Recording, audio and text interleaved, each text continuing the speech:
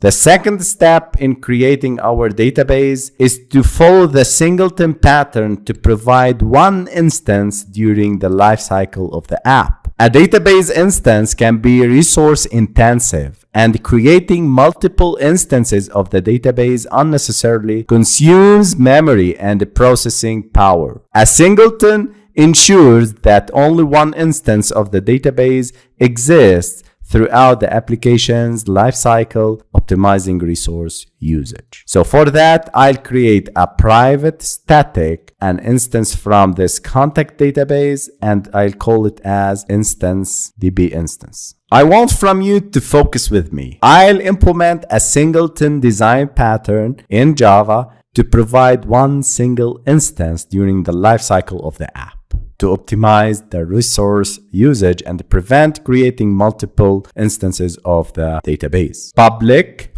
static synchronized contact database and get instance. This method is used to provide a contact database when it's called. I'll pass context as a parameter for this method, and let's start writing the code here. I need to check if there is any existing instance of the database during the life cycle of the app, then I'll provide it. Otherwise, I'll create a new instance of the room database. So if instance, this db instance equals to null, so there is no instance of the database, I need to create a new room instance. So db instance equal to room dot database builder, and inside this builder method, I need to pass the context.getApplicationContext as the first parameter. Then I need to pass the second parameter, which is of type class. And here I need to specify the room database. And this contact database is acting as room database. So I need to pass it dot class. And the third parameter is the name of this database, and I'll name it as contacts_db. Again, room.databaseBuilder. This is a factory method provided by the room library to create a new database or access an existing one. It allows you to configure and build a room database instance. Context.getApplicationContext.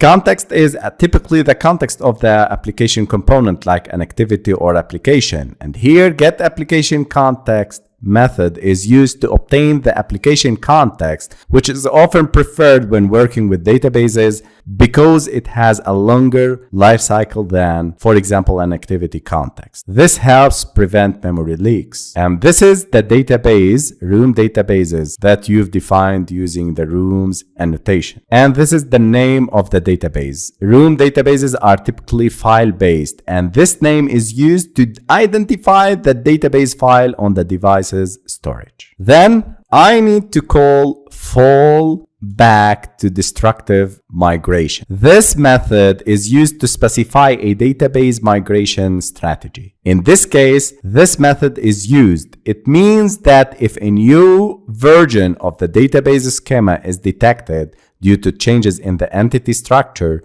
Room will drop and recreate the database, effectively discarding all existing data. This is called destructive migration and is useful during development or when it's acceptable to lose existing data. For production apps, you typically implement more sophisticated migration strategies to prevent data during or to preserve data during schema changes. And finally, the build method is called to build the room database instance according to the specified configuration. This is if there is no instance, if db instance equal to null.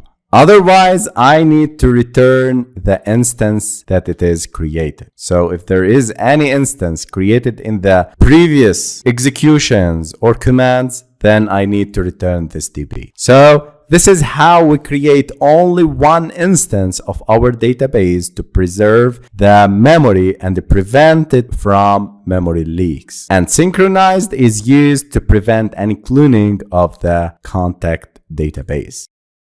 And this is for the threads. So the getInstance method ensures that only one instance of the contact database is created and used throughout the application's lifecycle. This singleton pattern helps maintain consistency, thread safety, and efficient resource utilization when working with a Room database.